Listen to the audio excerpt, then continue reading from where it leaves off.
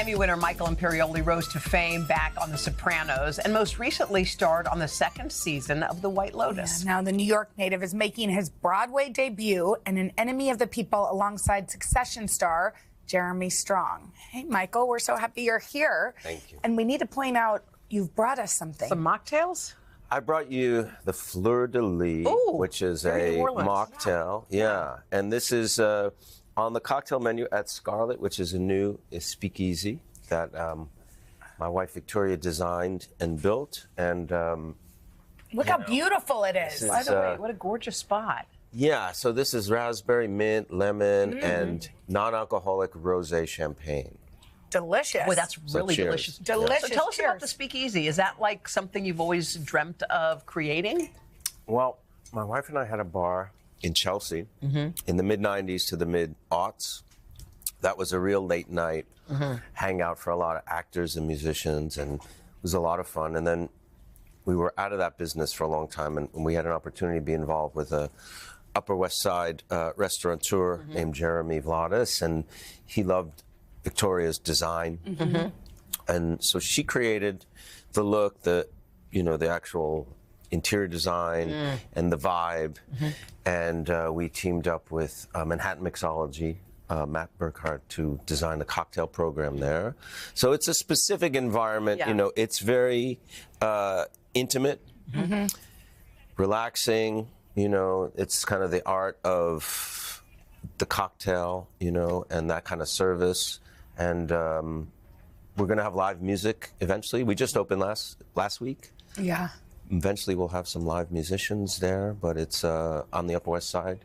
Cool. Amsterdam, between 82nd and 83rd. It's so much fun. We got to go visit. We will.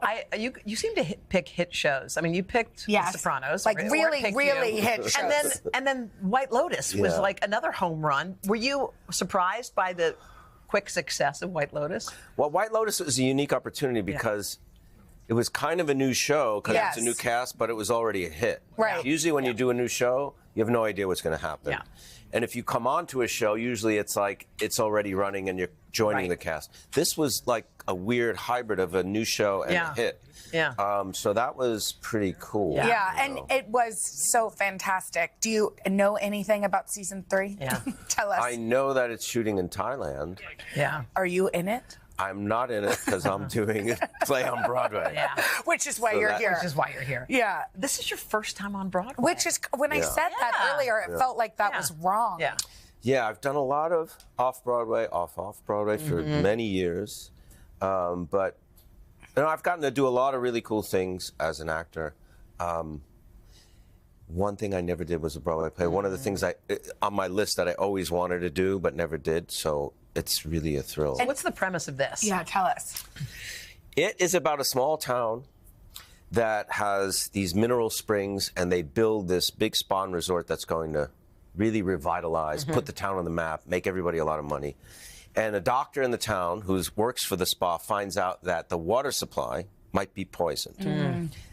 The mayor of the town, who's the doctor's brother, I play the mayor of the town, obviously doesn't want this information to get out, is not really totally sure if maybe this information is correct or doesn't want to believe that it's correct.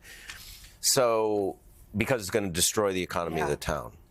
Now, Jaws was actually inspired by Enemy of the People. If you remember, the mayor of the town didn't want everybody to know that there's a shark because that was going to ruin the summer, the big tourist season. Well, and then if you think about how current these arguments about climate change or about the vax or no vax or masks or no masks, shutting down the economy, science versus public policy and politics. So in many ways, it's extremely current, these issues. And Amy Herzog, the playwright, who's amazing, did this adaptation of the Ibsen. And it's really wonderful and really, I think, very relevant and relatable. I think it's pretty cool that you're a kid from New York who's never been on Broadway. Here it goes. Do you think do you get nervous before things like that? Oh, live performance is always nerve-wracking, and Broadway, right when I started going to acting school when I was 17 after high school, Al Pacino was doing American Buffalo on Broadway. And that's still one of my greatest memories, being in a theater, you know. And I had just started acting classes, and I saw that, and I was just like, Wow. you That's a know, dream. this is what I want to do, you know. Well, we encourage people to come out and Yes. see your play. Enemy of the People comes out on Broadway. It begins, it's in previews on February 27th. It officially opens March the 18th. It's a limited engagement, just 16 weeks. So people should Yeah, so if grab you're their here, tickets. get your tickets now. It has been nearly 15 years since HBO's Emmy Award-winning series, The Sopranos, cut to black, literally. Well, this morning we're excited to have two of the wise guys from the family here, Michael Imperioli and Steve Sciarippa. They are out with a new book that spills some behind-the-scenes secrets from the show. Woke up this morning, the definitive oral history of The Sopranos. Good morning to both Guys, of you. good morning. Good morning. See you guys. Good to see you. So, woke up this morning, you're calling it the definitive guide. The Sopranos, I can believe this, came on the air more than 20 years ago. 1999. So you've got this whole new generation of people who are now watching. How much of that factored into, hey, you know what? Let's put this all down in a book. Well, a lot.